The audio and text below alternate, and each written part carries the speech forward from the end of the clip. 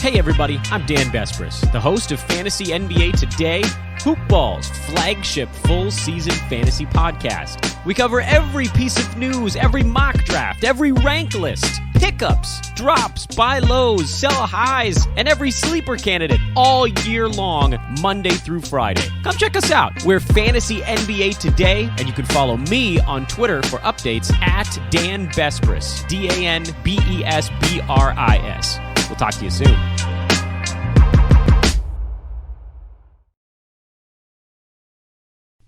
The following is a Hoop Ball presentation.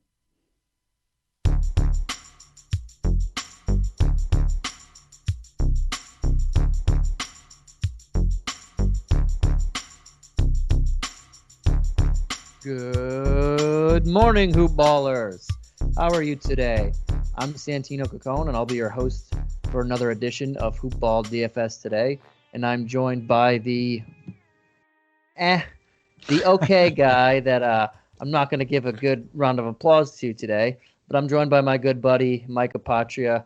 We're now on day 3 of the NBA playoffs after an exciting first day, after a big monumental upset in the first game of day 2. And so this is a very interesting playoff so far. But I'm pretty fired up here, Mike. How you doing today, buddy?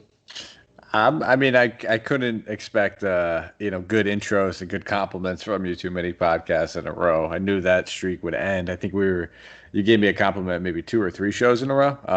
And it was nice while it lasted. But it looks like we're back to our usual friendship of constant roasting each other and belittling. But I'm doing well, man. Yeah, and that upset we were talking about it before we even got on air. We did not see it coming. It was an early lead. It looks like the Bucks were just flat. Middleton was not giving them much. Lopez wasn't giving them much. It was really Giannis just shouldering the load. Bledsoe still looks like he's, getting back into complete game action. It just goes to show you that some of these upsets that they were getting in the bubble and the games didn't matter, sometimes that could linger over. And this team just looks like it needed a little bit, just any sort of momentum coming into this. But nonetheless, Giannis still played great. We're both, I think, doing pretty well in our lineups tonight. I had fallen a little flat with the Schroeder. He did not pan out the way I would. Otherwise, my DraftKings lineups would be golden right now. But I'm still looking like I'm probably going to cash out, even with him being in probably about, I think it was like 20% of my DK lineups. And then my FanDuel, doing okay. Looks like I might cash, might not cash, but there's always tonight. Yeah, so we're doing this right before this Laker game started, so we're going to get out of here really quick because I got to watch this one. But right before that, I have everybody in my lineup actually tonight is on fire, except for the 3 people that didn't go yet in this Laker game. We'll see how they do, and hopefully I can do something big here. But yeah, you mentioned it. That Bucks game was different. All those minimal guys that Steve and I talked about last night, even touching on, we were like, But James Ennis did really good. Gary Clark did pretty good. DJ Augustine, Fultz did pretty good. And Vucevic, who we both didn't want, he had himself a game. They let him shoot, and he was hitting it. Curious to see if that stroke can last an entire series. I don't think so. But he was feeling it in this first game. And pretty much Giannis was one of the only guys who had anything to do of anything on the other side. Yeah, and generally when we target the Bucks, we're looking to do it from 3-point land, and Fournier was ice cold. But it seemed like a little bit of a wonky game. I played some Gary Clark. I had a fair amount of Gary Clark.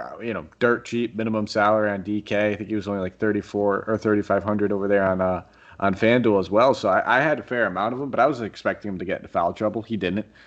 Enos got it done, double-digit points, had some blocks, had some steals.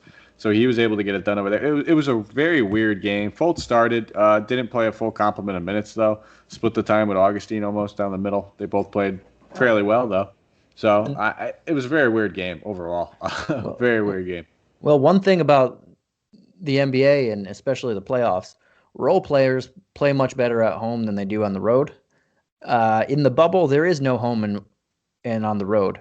Everybody's at a neutral site, so it's going to be interesting to see who steps up on a nightly basis in the bubble, because you're really not playing against a hostile crowd like they would have had to go to Milwaukee. I know the announcers mentioned a few times they're not going to Milwaukee. They're all in a crowdless court in Orlando that doesn't have any actual NBA basketball besides right now playing. So role players have it a little easier.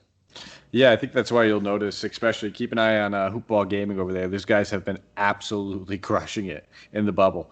And I think that just goes, it takes into a big factor when you're talking about just betting lines and betting actual games, is that sometimes these spreads, the points are almost similar to what they would be as though there's home and road splits, and nobody has the home advantage, nobody has the road advantage. So keep an eye on those guys over there. I just want to give them a quick shout out. They've been absolutely crushing it. Give them a follow if you're not. And good. And while you're looking at Hoopball Gaming, why not check out MyBookie, guys, if you haven't already checked it out? If you don't have an account, good news. And if you do, I'm not sure, I haven't put it on with an or after this, but go to MyBookie and put in the promo code Hoopball, and they'll match your deposit 100%. I mean, you can't get better than this. If you're a MyBookie guy or you're a betting person, go to Hoopball, put some money in there, and get it matched. Or go to Hoopball. I'm already butchering it. Go to MyBookie and get it matched 100%. And put in the promo code Hoopball, HOOPBALL. Look at the Hoopball betting podcast and go do that, guys. Your bankroll will be going up pretty well. And then after that, just see it rake in. But we're only on game 2, starts tomorrow. All the game 2 start tomorrow, the first 4. So you can still get in your future bets right now if you get into MyBookie. So as Mike said, get some knowledge on the bets, see who they like, and then go over there and get it. But they do NBA, NHL, MLB, NFL, which is coming up, all this good stuff, MMA, anything you want to bet on, pretty much. You can do at MyBookie. Absolutely, good stuff over there too. Yeah. I know I'm trying to parlay some baseball and some basketball tonight. Like the parlaying again. That's all I do, buddy. You know it. And listen, MyBookie's for everybody. It's for me, who I am just the I'm the fish in the game betting pod. And so when I do it, I parlay. I go big or go home. I like to take my chances, man. And so far, so good. So far, so good. I'm probably going to get sunk by some of my baseball ones, but we'll see. I guess I'm straight cash guy, because I don't like, as I mentioned last time when you brought it up, if I'm feeling really good about parlay, I'll sometimes do it, but I just like betting on who I know is going to win. Parlay, a little bit trickier for me or for anybody. And a teaser, they don't call it a teaser for no reason, guys. I know you buy points, but that's just to, again, teases you. Easier to lose those things. And then I like the single games. Some people even bet throwing like $50 on 18 or a bunch of games in one night. To me, that's a good way to not win as much money. Oh yeah, we got some close buddies of ours who will just look at whatever games are on. They'll be like, all right, there's 8 NBA games. I'm betting 8 NBA games. 11 baseball games. I'll take those too. Why not? And then there's a cricket league. We'll throw some money on that. But I can't do that either, man. If I'm betting, it's going to be, I'm going crazy. I'll just do a bunch of parlays because I just want to turn $1, $10 into something big. Or I'm with you. I'll bet big events here and there. I can't bet every night, but with following these hoopball guys, the parlays have been working for me. So hey, maybe if I keep following the hoopball gaming over there, I'll be able to actually take down some of these contests. But nice. Let's jump into this, buddy. We got 4 games, man. I'm pumped. Yeah, we got 4 games. They're all game 2s. And the Laker Blazer game is about to start now. I have it up. I'm gonna have to put it on mute and watch it in the background. But let's get right into it. We have game 2 of the Nets versus the Raptors. This game is going to start at 1:30 Eastern time. The Nets are the underdogs by 11 points. There is currently no money line. I'm assuming it's going to when it gets really close, there'll be a money line because this is a bigger spread. But the over-under is 226.5 at this current moment. And the Raptors won game 1, 134-110. High-scoring game, but a blowout nonetheless. The injury news, there really isn't much. Jamal Crawford is not going to play. Patrick McCaw is not going to play. And Brissett is not going to play. I'm not going to say the first name because I'll butcher it. But those 3 guys, that's it. So let's start with the Nets, which is healthy for the bubble Nets, we'll say. So on the Nets, we'll start in the front court, bud. Is there anybody in that front court that you like? Well, the butcher. Let me just get it out there because I always say it off air. I don't know if I said it on here. Santino is like that episode. I don't know if you guys ever watched Key and Peele, where with the teacher D Nice instead of Denise, well, if you haven't seen that episode, watch it. Find it on YouTube. Find the clip. Laugh hysterically. A, because it's a hilarious episode, and then B, just think about that guy every time Santino butchers a name. You'll feel a little bit better about it. But I think it's O'Shea. O'Shea? I'm probably wrong. It's brutal, man. O'Shea. But the front court. I mean, I'm looking for this team in general now. The Nets ran a very tight rotation, even though they got blown out in that first game. The rotation was fairly tight. They had 5 guys play more than 30 minutes. Toit. It was the 3 guys that we can always anticipate if they're healthy playing it in the bubble, which is Joe Harris, Jared Allen, Karis LeVert. And then we've seen TLC and Garrett Temple play more than 30 minutes. So I fully expect Jared Allen to keep playing 35-plus minutes or 34-plus minutes in this kind of scenario. 7,100, I think, is a very fair price tag. Not the best matchup. We can imagine Serge Ibaka, Marcus All front court is tough, but as long as he's playing those minutes, I don't have a problem with him. I'm not going to make him a foundational piece of my lineups, but I might go out there and get a share or two. Mostly come down to game scripting. If you're looking to play a few guys on Toronto, he's probably my 1B option to the 1A being Karis LeVert. Yeah, I don't mind Allen, but I do like lately. A lot of times I found myself on Tuesday's slate. I found myself trying to search for a cheaper guard. Today I find myself with the forwards, like cheaper forwards that is just harder to find. I think there's a lot easier centers to find. I don't mind Jared Allen, but I'm probably going to be in the camp of paying up for my center when we get to there. Yeah, I think a lot of people will. And I was in that camp last time too. So that's kind of where I fell. It just happens to be, if you're playing DK and you could play a center at utility and you land on them, or even if you don't land on them, I don't mind. Like I said, if you're game scripting this type of game and you want to get, it does have the second highest game total on the slate, the largest spread. With that being said, so that might deter some ownership away from it. So if you're in the camp of you want to try to play some of these big pieces, he's going to be one of the big pieces you're going to want to play from the Nets. It's for me. I'm going to transition for you, and I apologize. I don't want to steal your thunder. You're a great host, Santino. But I keep mentioning him. It's him or Karis LeVert for me, and he's the other guy I'm looking at. Price tag definitely went up a little bit, but when Karis LeVert turns it on, he turns it on. The usage will continue to be there. They do have some defensive stoppers they could throw at him with OG and Norman Powell. But this guy's going to continue to chuck, and he even showed last game when he's not shooting 20 times a game, he can facilitate. It's 2 out of the past 3 games now where he's had 13-plus assists. He had 15 in the last one, 7 rebounds, only 15 points, and you're still able to put up 47.5 DK points. So I do have some interest at 8,200. Mostly will come down to a game script type scenario. Like I said, though, if you're playing Jared Allen or you're playing Karis LeVert, you're paying up for him, you should probably be running it back with at least one Raptor. Yeah, I like LeVert too, and I like him. I know he's cost 82, and he's the most obviously on the team, but it is a hard matchup for him. As you mentioned, there are people that can guard him, but he's just going to be funneled usage in this matchup. Even if the game stays close or is another big lead there, he's going to play. They're going to play him, and he gets the job done in other ways if he's not scoring or taking in as many shots. He is a pretty good rebounder. He is a good facilitator. He does chip in and steal sometimes, and he does pitch in a couple blocks here and there. So I don't mind paying for him. I think he's a fair price. I wish he was back in the 7-8 where he was prior to the playoffs, but this is still a good price. Yeah, and then I think, other options that we're looking at would be those other 3 guys I mentioned, Temple, TLC, Harris. I think me and you are both probably in the camp of like TLC. Is it the right time to hop on? I don't think so personally. I was playing him in the off days when, Allen and LeVert and those other guys were sitting. He's playing the minutes. I get it. I like that he has power forward eligible. So if that's the spot, you might look at him. But I don't know, man. I can't get this guy right on days with everybody healthy. So I don't know if I'm going to fly to that. I'd probably prefer a guy like Joe Harris, even maybe a Garrett Temple over him.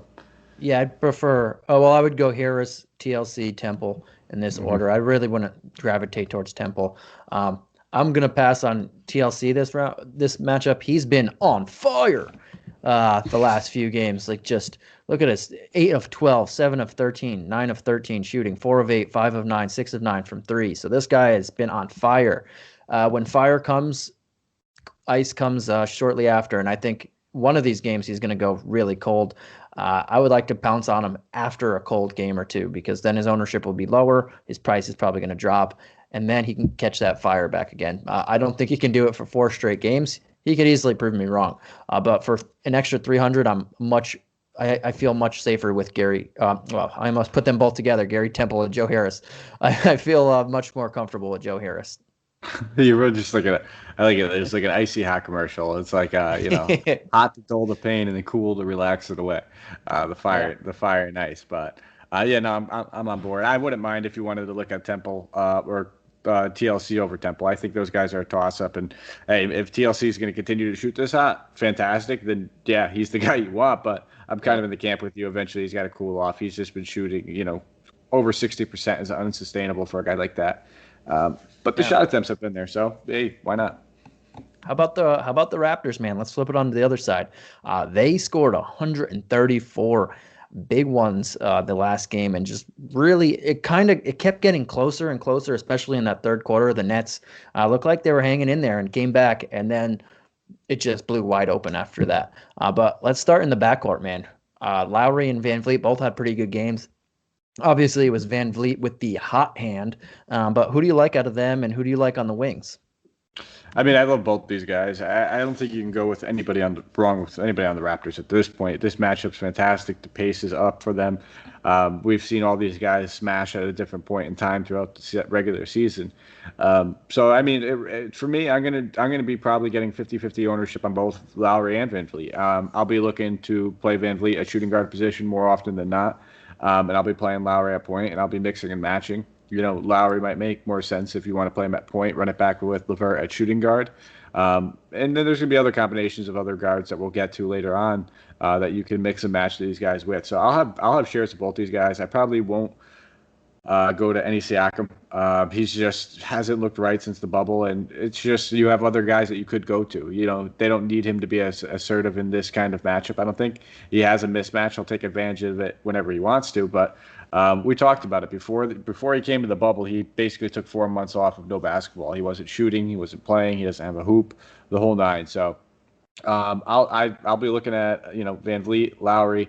I think OG is very much in play at 4,400. If he's going to keep playing 30+ minutes at that price tag, I think he's a decent value. It's a plus matchup. And then the guys in the front court. I mean, Gasol, I'm expecting eventually he's going to see increased minutes. He did not close out or play at all basically in the fourth quarter, but they were up pretty big. So I don't know if that has a lot to do with it. They also don't play big, Brooklyn in general. So it's not a team where you need to play Ibaka and Gasol on the court at the same time. I think they maybe played for a minute or two on the court at the same time last game. So at 4K, though, it's enticing knowing that Brooklyn's very, very terrible against centers. And the same could be said for Ibaka. He's much more expensive, but he smashed in this spot. He put up 37.75 DK points, and it doesn't come as a surprise because centers just absolutely demolished Brooklyn. So if you're feeling more comfortable or if you happen to land on either one of those guys, I wouldn't mind it, but it's still going to be the backcourt options firit for me, OG for the value, and then if I can fit or if I just land on one of the front court guys, I'll go that way. Awesome, man. You hit the whole team there. Motormouth Mike can go, guys. Just joking. But yeah, I like Lowry more than Van Vliet. Van Vliet was on fire last game. I think it flips over a little bit. Obviously, I don't mind playing Van Vliet. He's $400 cheaper, and you can get him at shooting guard as well. But if I had put them head-to-head, I think Lowry gets this game. It's just going to flip back. He went 3 of 10 from 3. Van Vliet went 8 of 10. I think it gets closer to even. And I would take Lowry in a vacuum between both of them. I'm with you on the Siakam thing. He's been playing pretty well, but at 7.5, he hasn't really shown the ability in the bubble. I'm saying in the bubble, guys, to really smash that spot and break that value and give you a nice big return for your buck there. So I'm going to hold off until I see it. Again, the matchup is good, but I'm going to hold off for now on him. But I do like, you mentioned the bigs. I do like Ibaka here. Again, I know he had a really good game last time, but he's going to have another pretty good game against Jared Allen. Jared Allen is more of a shot blocker, and he tries to block everything. He can't guard him outside where Ibaka likes to shoot those little jumpers. So I think I like that. And OG, like you mentioned, this team is loaded. They have so many good options on here, but OG is also in a really good spot. He's going to either have Curix, I think I say that name butchered every time, or TLC, and one of those two. They're not really known for their defense, and OG is really a gritty grinder out there, and he can get it done in multiple ways for only 4-4. Yeah, I'm with you. And just for some context, Ibaka did start the fourth quarter. Basically, halfway through the third quarter, he played up until all the starters came off the court in the fourth. So he did get more run, and then vice versa. When he came on for Gasol never checked back in. About halfway through the quarter, third quarter, he never checked back in. So when the game got up, they played Ibaka until the game got out of hand, and even then they didn't put Gasol back in. So it might be the scenario where we're waiting on Gasol until the next round, until the next matchup. Where he might have to go against a bigger front court. But let's just be real, nobody in the East outside of the Sixers play with a big front court. So we might have to wait and see. He's an option at 4K, but I had a ton of ownership on the first game, hoping that they just played him 26 minutes, 28 minutes, thinking that the rotation gets tighter. Gasol gets a few more, great matchup, but he did well, just didn't get the minutes I thought. Well, yeah, because he is 36, so they don't need to push him anywhere. And if the game gets out of hand, they have Bobby Boucher down there to just throw in and get some minutes. Ooh, love myself some good Waterboy reference. Anyhow, that's Sandler reference is a good one. So let's go on to the game 2, man. This game starts at 4 p.m. Eastern Standard Time. This is the Jazz versus the Nuggets. The Nuggets are favored by 4 points. They have a money line of -175. The Jazz have a +155 money line, and the over/under is 217.5. The second, there's only 4 games, but the third highest over/under, guys. I'll put a glass half full there for you. On the Jazz side, Conley is out. He returned to the bubble, but he's still self-quarantining. Ed Davis is also out with an injury. And on the Nuggets side, the big news there is Will Barton and Gary Harris are still not able to play. Let's start on the Jazz side. We saw Donovan Mitchell go off for 57. Let's start with him. How do you feel about Mitch in a run back? Yeah, I can't pay that price tag for him. And listen, I don't think he'll have a lot of ownership just because a lot of other people feel the same. He's not going to do it twice in a row. The price tag jumped almost 2K. So there's a lot of reasons why I think he's going to, deter some ownership. But I mean, the game went to overtime. He shot fantastic. I think he shot about almost 60% from the floor. Took 33 shot attempts, which the shot attempts might not be out of the norm. But both of these games that he played and took 33 shot attempts were against Denver, and they both were overtime games that reached, 135, 133, 134. So I can't pay that. I don't think I can pay that price tag. I think I'll pass. I think I'm going to go back to the value plays that I played at the first time. And I forgot to say the score. The score of the first game, it went into overtime. Fantastic game, guys. But it was 135-125. The Nuggets, they really took control in overtime. I'm kind of with you. Listen, man, Mitchell was 78, 76, 82 for a while, for pretty much the entire bubble. But now he jumped up to 9-2 after that game, and rightfully so. I mean, anytime you drop 57, 9, and 7 on 33 shot attempts, you're gonna get the big bump there. But now we're asking him to score at the minimum 50 points just to bring back some value. That's a steep price to ask for him. And he could easily shoot 33 again. The last time they played Denver in the bubble, he took 33 shots against them as well. He made 12. He took 16 threes. So he could, theoretically, he's going to get the usage, and he's taking control, especially without Mike Conley there. He's going to continue to shoot. But to drop 57 again, or 50, or even 45, that's a tough ask. And it's hard to see him getting another near double-digit rebounds and assists as well on top of that. So I can't say he's a bad play, but at that price, I'm going to have to let him go. Yeah, and that's the thing. I mean, maybe I have like one or two shares of them if I do the 20 entry max. Maybe even a couple more than that. I'd probably be foolish to only have one or two. Probably have like 10%, 15, 20% if I'm doing the 20 entry max. But I'm gonna definitely probably gonna be underweight compared to most of the field. I'll be looking more along the lines of like your Joe Ingles, your Jordan Clarkson, Royce O'Neal. I like all three of those guys. I think they're just the ancillary pieces who aren't necessarily priced accordingly. Joe Ingles came out and balled out. Yeah, again, it was an overtime game. Stats might be inflated. But still, he was 5,300, came out with 37.25 DK points. He facilitated, he helped out, and he had some decent shot attempts, 14 shot attempts, which is up for Ingles compared to a guy who's normally in the single digits for those. And then Clarkson, we just know that he's going to have the second highest usage on the team. Took 17 shot attempts from the floor, only put up 27.5 DK points, and I think he was about 38 or 3,900 in that game. But still, 4,700. I don't mind paying that price tag. He's a guy that can easily return 25 to 30 on the regular with this kind of usage. So, and then Royce O'Neal is just a great value, 3,700 for a guy that we know is going to go out there and play 34 to 35 minutes possibly, and then.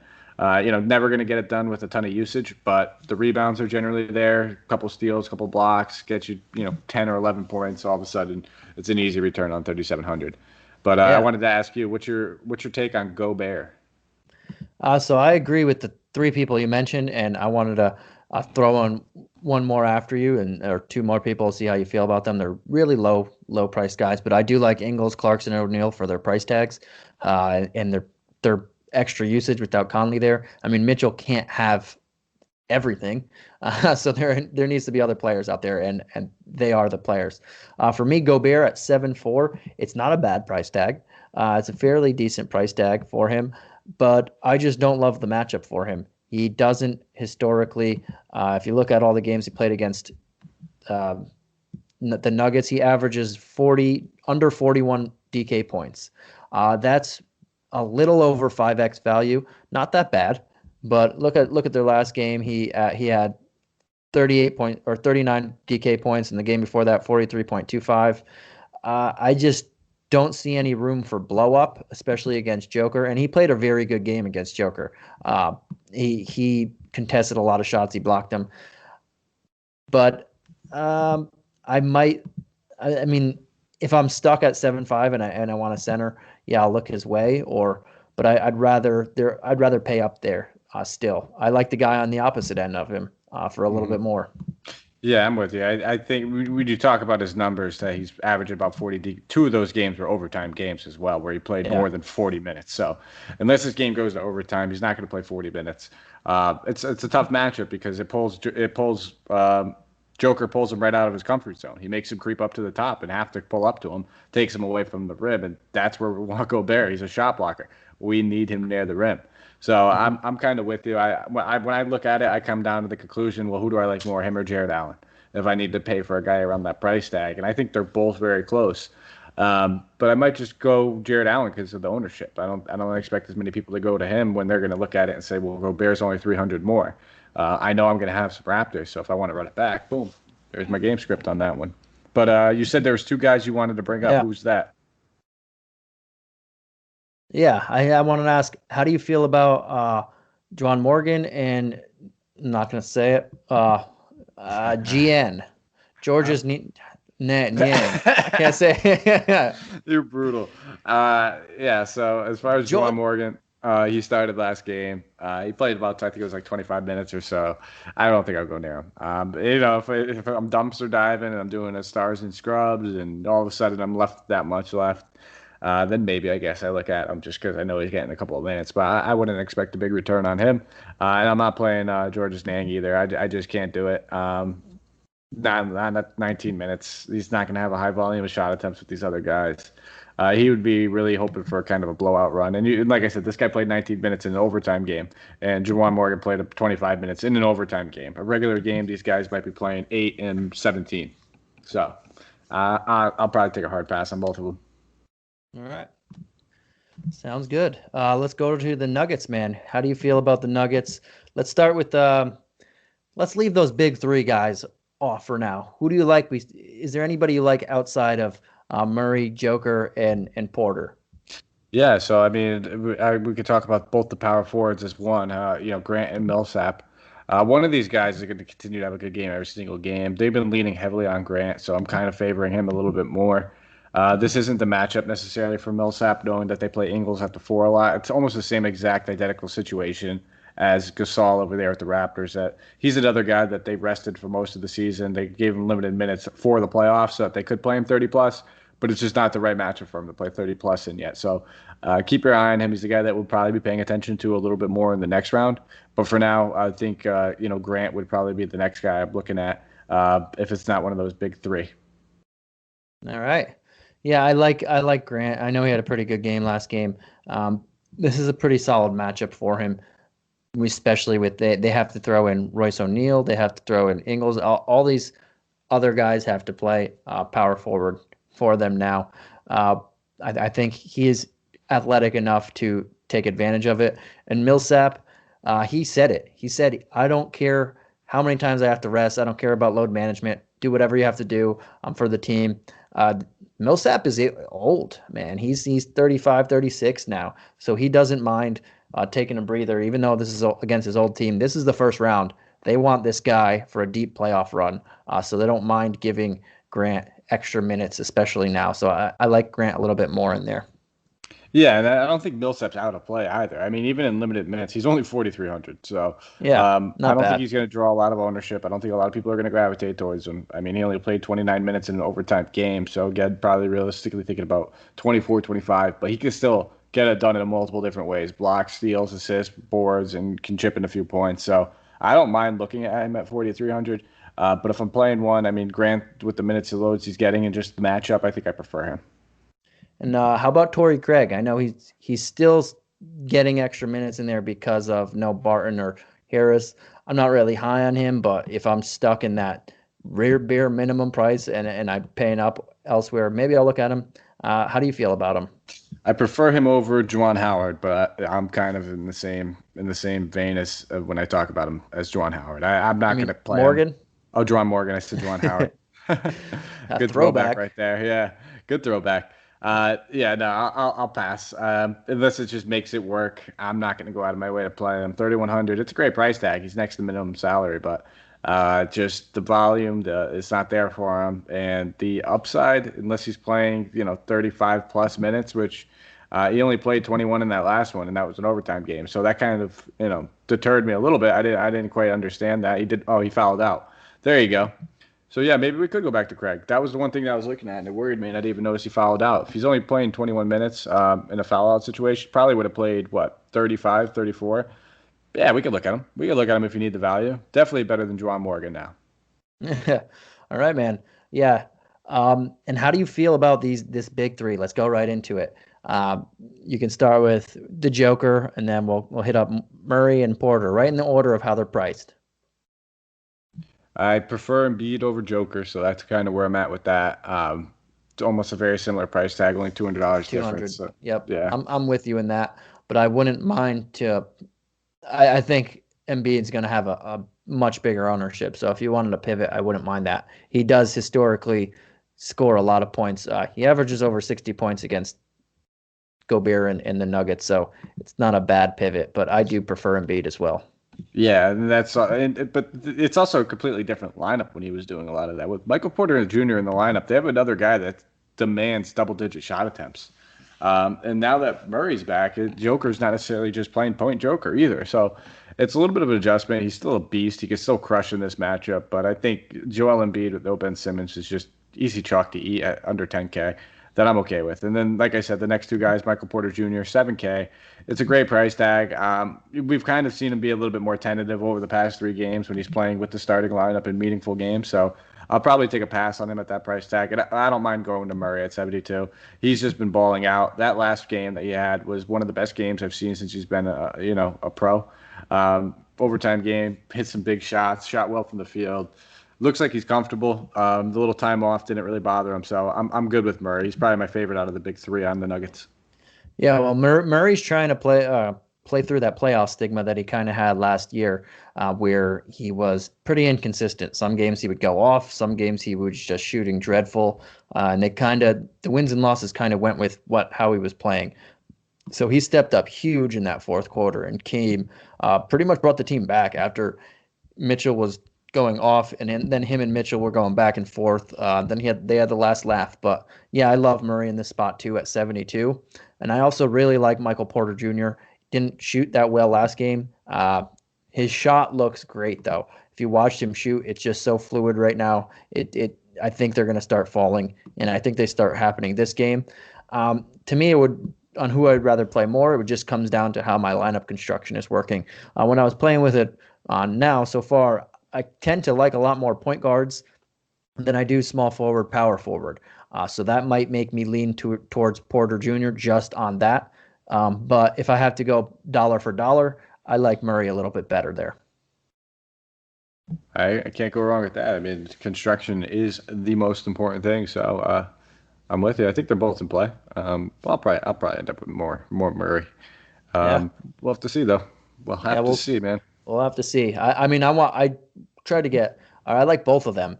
It just depends on. I do like some point guards and guards out there. So we'll see where the money falls out there. But I can't. I'll take your words for it. Can't knock you for playing either of them. Those two are my favorite on the team to play. I wouldn't mind Joker, but we'll get into the next game where I am also on board with you. I think he is the center play of the night. That's why I said not really Gobert, not really Allen. But if you're not going to pay up, they make sense, obviously. But let's get into this third game. The Boston Celtics and the Philadelphia 75ers. I just wanted to butcher it. I'm kidding. Before you said anything. The Sixers lost that first game. It was a pretty close game, 109 to 101. And before we get into who's in, who's out, I do want to say, watching that game, there are a lot of possessions where I see Joel Embiid should take advantage of the matchup, and he just doesn't. He needs to be more dominant. He needs to be more assertive. He needs to command the basketball. There was a few possessions where I just saw him sitting there while the team was on doing their half-court offense, and he wasn't really trying to command the basketball. Man, you are the best player on the court, talent-wise. Maybe Jason Tatum has something to say there, but you are the biggest guy on the court. You have a mismatch. He needs to come out, and he needs to eat and eat. And if he does that, this team will be in position to win. If he continues not to, this is going to be a quick series, man, without Ben Simmons. Mm-hmm. But let's get into it. This game starts at 6:30 p.m. Eastern Time. Philadelphia is a 4.5-point underdog. The Celtics are a negative 195 on the money line. The Sixers are plus 165 on the money line. The over-under is the lowest on the night at 214.5. The big news injury-wise on the Sixers, Ben Simmons will not be playing anytime soon. Glenn Robinson is also out. And on the Celtics, Brown is probable. And the big news that we saw at the end of last game, Gordon Hayward is out with what they're calling a sprain. And before we say anything, I absolutely hate the word sprain. It doesn't mean anything. It could be, or they give him a grade 3 ankle sprain. Until they give you a grade or say exactly what's wrong, sprain is just the most generic word that you could possibly say. It could be, I was told I had a sprain before, and I was fine. A sprain is either, this kind of hurts, I'll be back in there tomorrow, or, ooh, this is torn, or, ooh, this is broken. Sprain and strains, both of those things, I hate those words. I just had to get that off. No, I mean, I agree. And I mean, for a lot of people that are just standard, not avid fans that would kind of look into this, there's the major difference between a sprain and a strain. A sprain is just generally saying it has something to do with the ligaments or the tendons surrounding something, whereas a strain is, it's STRAIN, is muscle related. But you're right; they're both kind of mysterious things until you get the grade and the degree of the injury. Because even a strain, somebody could strain their calf, but their muscle can literally be detached. There's all different degrees. And for this one, it's looking like about 4 weeks for Gordon Hayward. I mean, I could jump right into the Celtics. Let's jump. It looked pretty bad. 4 weeks is a solid timetable, but he's gonna pretty much miss the rest of the playoffs, unfortunately. Let's jump right into the Celtics, man, with that big news. Yeah, I mean, with with Gordon Hayward off the floor, the guy that benefits the most happens just to be Jason Tatum. He sees a usage bump of about 2.7%, up to about 31% usage. So Jason Tatum, this is his team. The other guy I have interest in is another guy that gets a little bump, and it's Kemba Walker. With Gordon Hayward off the floor, he does facilitate a lot. Yeah, he does have the ball in his hands a decent amount. So, Kemba and Tatum should have the ball in their hands a lot more. Jaylen Brown also, I think he got a little bit banged up in that game. He's probable to play. He will play. But, all three of these guys with Hayward out could get a boost. I just prefer Kemba at a decreased salary. And then if I'm spending up, it's going to be on Tatum. Marcus Smart will probably see, 30-plus minutes. He does that anyway. He would probably be like a tournament play. But, it's not like he's dirt cheap or anything at this point. He's still going to play fourth fiddle to the rest of these guys. You're really hoping that he kind of racks up some defensive stats or just happens to, get 6 or 7 long rebounds for him to really, really pay off in those GPPs. Maybe more of a cash game type guy. Yeah, I like Tatum as well, but he is expensive. Kemba Walker looked healthy. He looked pretty good. I know he was been coddled throughout the bubble, but he looked pretty good that last game and ready to rock. So don't mind that. And I think Jaylen Brown came into the game with that thigh, and I think he banged it up a little more. There was a few plays where he was hobbling, but in all, he's probably, I'm going to say this, people might not agree with me, but he's probably been their best player in this bubble. Not on the season, that's definitely Jason Tatum, but Brown has balled throughout this entire bubble. So I don't mind looking at him as well at 7.5 if the money matches. I do got to ask, man, because there is 34, 35, 36 minutes going around Gordon Hayward. You can't throw him on Tatum. He's already playing about 40. Brown is already playing about 40. Kemba Walker, I don't think he could play much more than 35 if they're trying to preserve him. Smart's already playing up there. He could get a few. Where do you think that goes? I think a lot of it goes to where it went in the earlier part of the season to Grant Williams.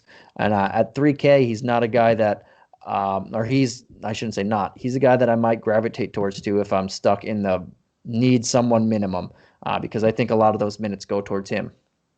I think it's just I think he'll definitely get a fair share of them. I think it's going to probably get spread out between the community bench guys, between him, Brad Wanamaker, Semi Ojeleye.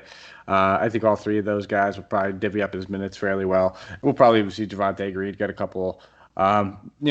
These guys aren't high point per minute guys, and that's being said, they're going to be playing alongside starters here and there, getting even less usage than they would in the second unit. So, I mean, at 3K, I think I'd probably prefer some of those other guys, maybe like a Torrey Craig that we talked about. There's a guy on the other side of the ball that's around that price tag. I'd probably prefer a little bit more as well. I don't think I'll end up getting down to them. All right, man. Yeah, and let's go to the Sixers. We already said how we like Embiid as the top center on the play and over Jokic. So if you want to touch on him, you can. If not, let's just go right into who else you like on the Sixers. Who do you like in that? Who else do you like in that front court? Well, you said it. I'm glad you said front court because, Embiid, we don't need to say much more. Just smash spot, under 10K, tons of usage. Good to go for me. Tobias Harris, though, 7,700. This guy is going to have to shoulder a lot of the scoring with Ben Simmons off the floor. He's going to play a boatload of minutes. He had a down game last game, and he still put up 38.5 DK points. So he did not hit a three. He was 0 for 3 from deep. They're going to need this guy to stretch the floor if they plan on winning. They do not have enough shooting in their starting lineup. So they really rely solely on Tobias Harris right now for that. And he's going to have to start taking more than 3 or 4 3-pointers per game. I would expect that to slowly turn around. He's probably going to end up hitting or getting somewhere up between 5 or 6 if they have to stay in this. But I wouldn't expect 8 assists again like he had, but I would expect, more than 15 points, maybe around 18 to 21 points. You're always going to get somewhere between 6 and 8 or 9 rebounds and steals and blocks. He's paying off that price tag. All right, awesome. And how do you feel about, I'm assuming Matisse Thybulle, I like him as well. It was the guy you're talking about at 34. That's not exactly minimum. I meant at bottom barrel 3K. But who do you like? Do you like him? How about Milton, Burks, Richardson? Any of these guards that you like out there? 2 out of the 4. Matisse is the guy I don't mind looking at for 3,400. He came out and played a boatload of minutes. This is his type of matchup. He matches up very well against Tatum and Jaylen Brown, and that's probably the guy that he's going to spend the most time on of those two. Defensive specialist. Where did he play in college? It's slipping my mind now. It was Washington.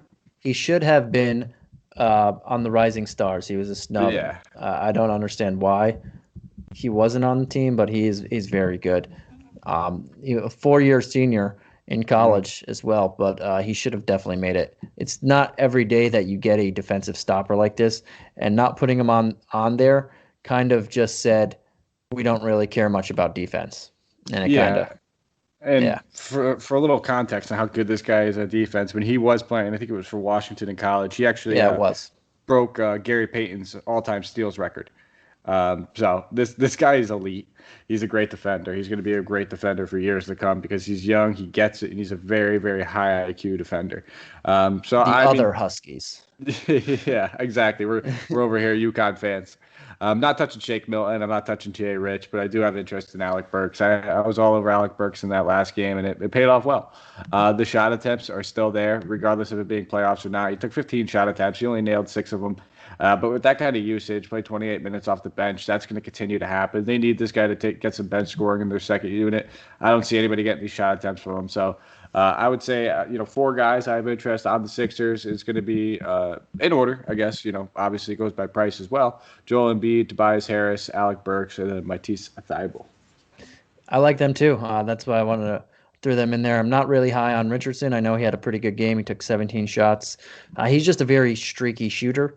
And this is a very good defense. But Alec Burks has been playing well, and he's only 4'6". I like that. I like Thybulle as well. Shake Milton has dropped to the from the sky. He went from everybody was all over Shake Milton to now he's only 45, and he's been playing not great. He's barely seeing that many minutes. He only saw 26 last game. Alec Burks has kind of overtaken him, taken a lot of his minutes and a lot of his thunder. But before the season abruptly stopped, Milton was over 6K.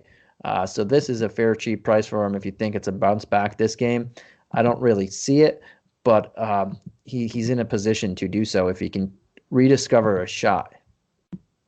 But yeah, I'm more on the Burks and Thybulle on the backcourt as well.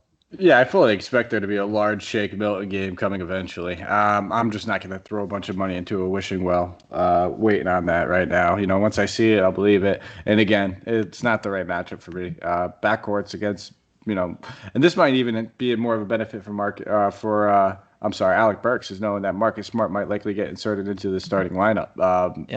It's one less guy that you'd have to worry about on the bench. Or they just throw Grant Williams in there, man. Yeah, one could hope. He might. He started last time. One of those forward guys were gone, and I call them forwards because they can play the 2 through the 4. What do you mean? They can play shooting guard through power forward. All right. Here you go. I'll let you have that. No, I think there's a chance. It makes sense. Maybe against Horford and Embiid, they want to roll something out there. They'll probably have Grant Williams on the floor with Tatum at the 3 at some point in time, I'm sure, and then Daniel Tice at the 5. Yeah, that's the lineup they used before. But yeah, let's go to the last game of the night, the Mavs versus the Clippers. The Clippers won game 1. It was a pretty good game. If you guys caught that one, it looked like Luka was going to get his first playoff W in his first playoff. It was a nice one, but the Clippers turned it out, and they eventually won 118-110. This game starts at 9 p.m. Eastern again. The Clippers are 6.5 favorites, 6.5 point favorites at a negative 285 money line, and the Mavs are a plus 245 money line. The over-under is 229.5. The big news is Trey Burke is probable. Porzingis is questionable. I'm going to say he's going to play. And then on the Clippers side, something that I don't think we saw the entire year, but there is no news for the Clippers. Everybody is playing. Let's start with the Mavs right now. Coming off of Luka's just big first game in the playoffs, 42 points, 7 boards, 9 rebounds, 3 steals, 13 of 21 shooting. Are you going to play him at 11K? I'll have a couple of shares. I mean, I'm not going to go overboard. I'm not going to go chase that game. He struggled mightily in the first half. He had 7 turnovers, really stepped it up in the second half. But after the Porzingis ejection, things got tough for the Mavs as a whole. So I'm fully anticipating those numbers would look different. Had Porzingis played a full allotment of minutes, more usage would probably be going towards Porzingis' way as well. So it's tough. I probably won't get to a full allotment of Luka. I'm hoping to be underweight when I'm done building and constructing all my lineups. So if he's 40% owned or 30% owned, I'll probably come in somewhere around half that. Okay. Yeah, 11K is pretty hefty. I said it last night with Lillard and drawing a blank for a second, and Harden at 11.4 and 11.7. I did not play them because they were so expensive. There was 2 other guys that were cheaper and pretty much on the same level. But yeah, that is a pretty hefty price tag to pay against probably the best defense when they're fully healthy that is out there, and 2 guys that they can throw at you, and 3 guys even. We'll throw in Patrick Beverley. 2 elite guys that they can throw at you in Kawhi and Paul George, and Beverly, who's just obnoxious. That's a couple guys that can guard Luka. I know he dropped 42, 7, and 9. You might, if you're playing a bunch of lineups, yes, you got to have some shares of him. But if you're more of the cash guy with this who sprinkles in some GBPs, I'm gonna go in a different direction here. Obviously, on talent alone, he's fantastic. But the price tag on the matchup, I'm gonna see what else is out there. I don't blame you. And I guess the next big ticket guy that I was just talking about would be Porzingis. Price tag definitely got bumped up. I don't know how you could bump a guy up when he played 19 minutes. He got ejected, but I guess what they saw, the DK algorithm in 19 minutes saw a $600 increase. Yeah, right. I love the matchup. I love the play. I love the contrarian play because he realistically, he's only like what I say only, but 2,100 less than Luka. So people generally will be like, all right, I'll just pay up for the stud. It's gonna be tough, man, because there's so many other guys that we're gonna want to get in there. I guess for me, it's really gonna depend on how much action I have in that first game between Brooklyn and Toronto, because that's where my other expensive guys are really gonna be coming from. I already know I'm playing a lot of Embiid. I'm gonna go cheap in that Utah game. Probably gonna get a little action on Boston as well. But we have LeVert, we have Lowry, we have Siakam, we have Van Vliet. All those guys are 7,600 and above. So if you're not playing those guys, then all of a sudden you have the money to pay up for Porzingis. So that it's really going to come down to my game scripts and how I attack this. He's very much in play though, if I'm kind of writing off that first one.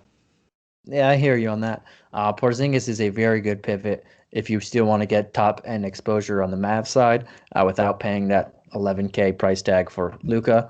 But again, that is a pretty hefty price tag, and I'm with you. I want Embiid in my lineup. He's got to command the basketball. Even a tentative Embiid was really good last game. But if I can fit Porzingis, I definitely want him. We'll see how the lineup construction goes.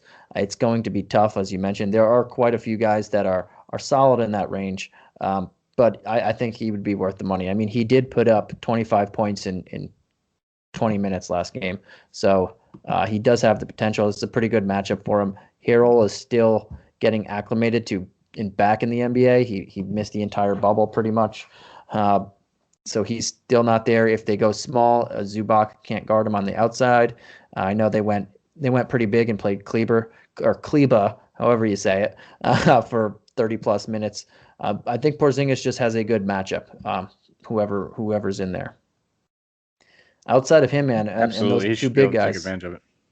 Outside those 2 big guys, is there anybody else you like on this team? Well, you're going to see a lot of people probably look at Maxi Kleber at 3,600. It's a good matchup for him. If you're game log watching, you're going to say, hey, well, he played 34 minutes last game. Porzingis was ejected. Keep that in mind. He'd probably be hovering around low 20s if Porzingis plays a full game. But it might just be I might take a good long look at Doc Rivers' son-in-law. He's actually been balling out. Played 33 minutes in that first one, 5-11 shooting. Didn't get a lot done in the peripheral stats, but put up 23.5 DK points. So I think he's a solid value option. Mr. Seth Curry, for those that didn't get the reference, he is in fact Doc Rivers' son-in-law. So a little stick it to dad, he could do that while he's over there. Maybe have to be able to talk some junk at Thanksgiving when he goes over there if he can knock down a couple 3-pointers against him. Yeah, that's the other guy I like in this range. I mean, if you're looking at the Mavs, it goes 11K, 89, 53, and then 43, and then the fifth highest guy is 36, which is Seth Curry. I think that's a really good price for him. There's not many people that I like in that 3K range, but I do like me some Seth Curry. He can get a shot off, and when he gets hot, he can do pretty good. He has a potential for a couple steals. He does take his threes. He's gonna get more looks because they're gonna start collapsing more on Luka and try and make other people beat him. Collapse on him and Porzingis, and he's not gonna really have a Paul George or a Kawhi Leonard on him. So I like him getting more open looks as well, only at 36. But how about this? Yeah.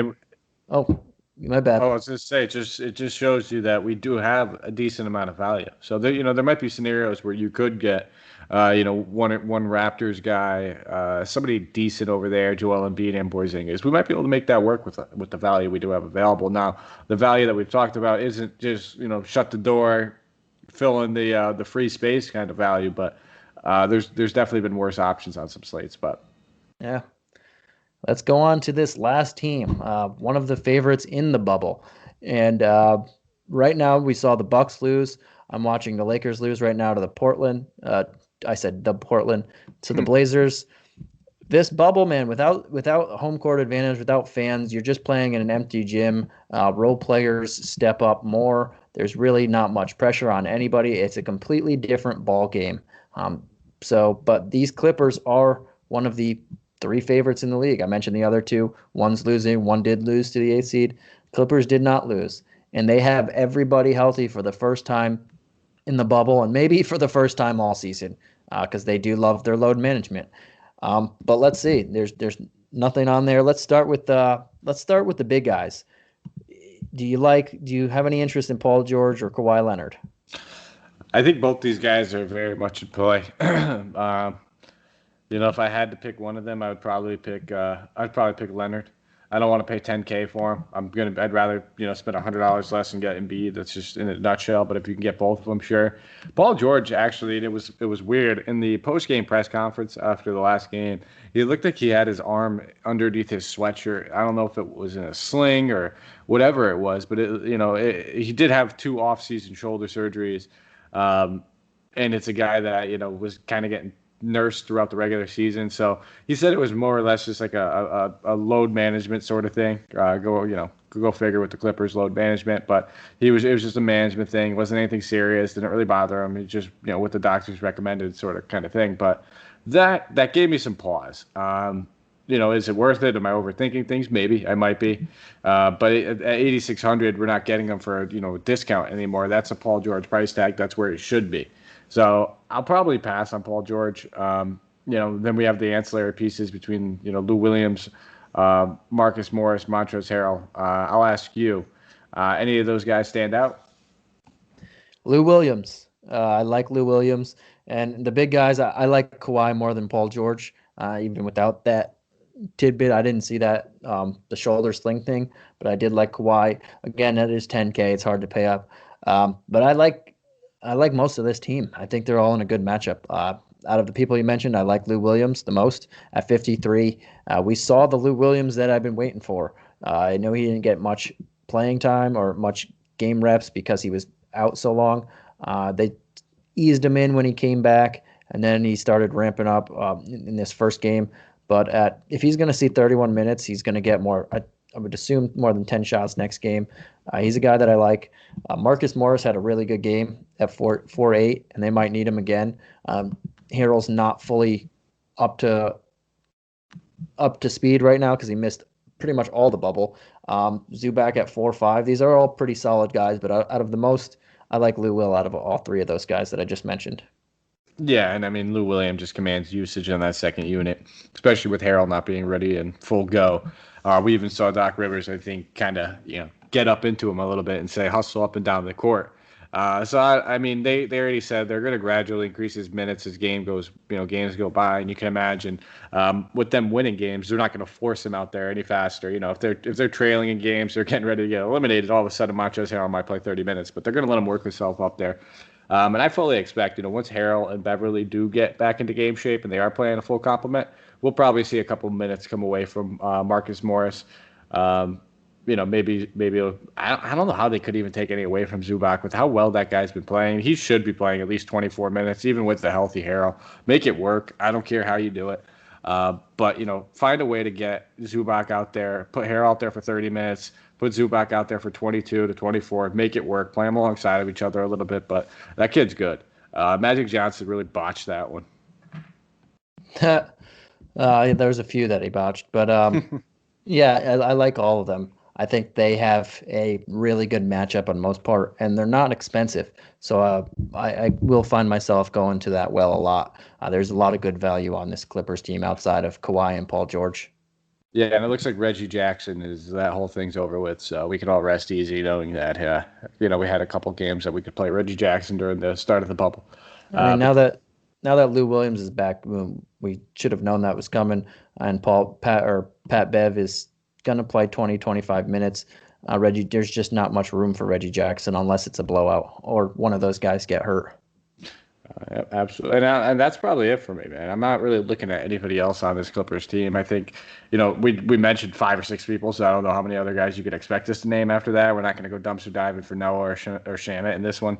If you want to take a shot on Harrell, that price tag's fantastic. There's going to be a sweet spot where we're going to want to target him, where he's underpriced and he's going to have his minutes increase. It's probably not going to be this one. You might want to just wait 1 or 2 more games and wait till we see him play at least, low to mid 20s, and once we see that, load up on him. We'll be good to go. But for now, maybe we stick with Zubac. And I think Zubac's probably the better matchup if we're talking about Porzingis playing a full complement of minutes. So I'd probably lean Zubac over Harrell. Yeah, I'm not looking Harrell's way. The 5 people I would look at is the 2 big guys, Lou Williams. I would probably look at Lou over Paul George because of the price discrepancy. I don't mind Marcus Morris. He had a really good game, and they need him here. And then Zubac. But I'm not looking at Harrell's way. I'm not looking at Beverly's way. And that's just because they haven't played much, and their minutes are going to be curbed. Like you said, when they need Harrell and his minutes start getting ramped up at 46, I'm going to be all over him. Until that time comes, if he's still under 20, even 25 minutes, I'm going to leave him alone. Once I see that his minutes start ramping up, and if he's still in this 46, he's going to be a lock it and forget it for me, because even if he brings you 30 points, that's bringing you back a lot of value there. But yeah, absolutely, man, my good sir. That looks like we did all 4 games there. Is there anything you want to tell the listeners before we head on out of here?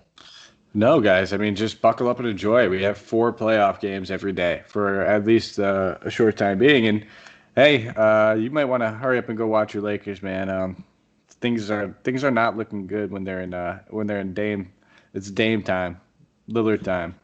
Yeah, and it's the bubble factor, because you're not traveling. All these ancillary pieces are getting more comfortable because they're just playing in an empty gym with virtual fans.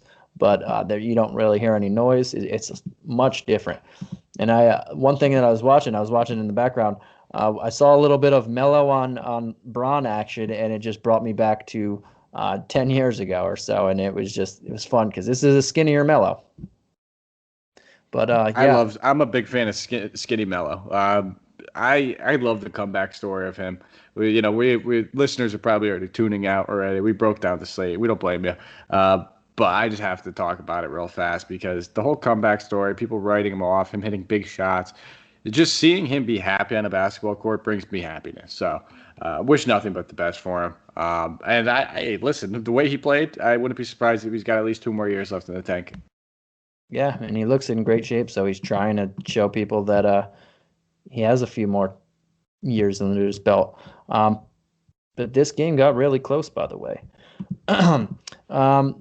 Yeah, so this is all we got for you guys. We'll catch you again tomorrow. Mike, I believe you're on with Aaron. Me and Aaron will be breaking down the wonderful Thursday slate for you guys. So looking forward to it. We only get to do one show together every week, but You can guarantee that when Aaron's on, the research has been done and that there will be a nice article for all of our readers out there as well the following day breaking down the slate. So check that out, guys. Awesome. And make sure to check out our Facebook page, our Instagram page. My man Will does the Instagram. We have a bunch of team podcasts going up. So much stuff going on here. The website fully changed. It's just a lot of stuff going in at Hoop Ball, so this is a great time to jump in here now and get on it, guys. And yeah, that's it. This game. I got to get out of here and go watch my Lakers play. Game got really close now. They came back. But that's it for another episode of Hoop Ball DFS today. On behalf of myself, Santino Cacone, you can find me on Twitter at Santino Cacone. And my buddy Mike Apotria, you can find him on Twitter at Mike Apotria. Yeah, we are very original with our Twitter names here, guys, if you haven't caught on by now. But that's it for tonight, and we'll catch you again tomorrow. And make sure you can always check up on our layup line if you like reading more. I know I do podcasts, but I also like reading. I prefer sometimes reading. I'll be doing the layup line tonight. We have Aaron doing it tomorrow, and we like to mix and match. But we'll see you guys tomorrow. Have a good night.